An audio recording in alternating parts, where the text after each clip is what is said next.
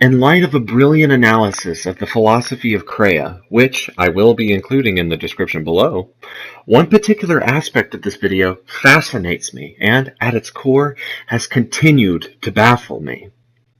The following question showcases this issue. Can there be a balance when only two extremes exist? The light and dark sides adhere to particular codes that begin from the same point, the force. This video will be dedicated to this deconstruction and how Crea emphasizes this. Beginning with the first statement, let's outline the codes of both the Sith and the Jedi. Each of them differ on particular aspects of what an individual has innately. Selflessness for the Jedi and selfishness for the Sith. These are but two characteristics that only recognize a small fraction of the entirety of a being itself. For example, when a Jedi condemns a certain action, they always relate it back to the will of the Force, which, to them, is good by nature. However, when a Sith condemns an action, they commend the power the action entails, or they commend the freedom that the action gives the individual. Between these two philosophies, they are decadent by nature because they do not allow for the experimentation of their values. Crea brilliantly proposed this critique after her fall as a Sith Lord, with the Force being the center for these axiomatic ways of thinking and presenting a faulty way of thinking. There is not either or, but always something more.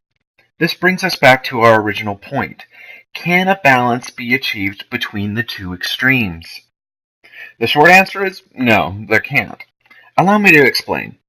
When you set out to side with one way of thinking, then you stagnate in your understanding and, if not corrected, then makes your own philosophy stilted and decadent by nature. The Jedi and the Sith do not allow it, the Force, to achieve a balance because they are so ingrained in their own way of thinking that they don't allow for a particular experimentation with their values. The solution is a continued experimentation of value systems to reconcile the decadence of both sides.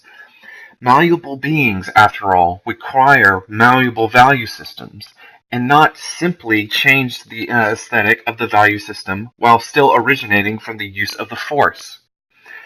This is the most important aspect of Crea's philosophy, because it emphasizes transcendence from the Force itself, or, in simpler terms, she sought to be rid of the Force by emphasizing the dependence both on the light and dark side has toward the entity itself.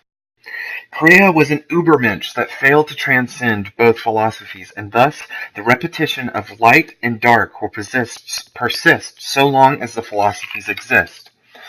But there is an exception to this cycle, but that is another topic for another time, so stay tuned.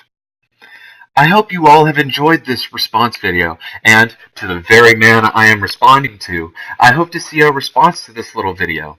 Until next time, guys, may the Force be with you.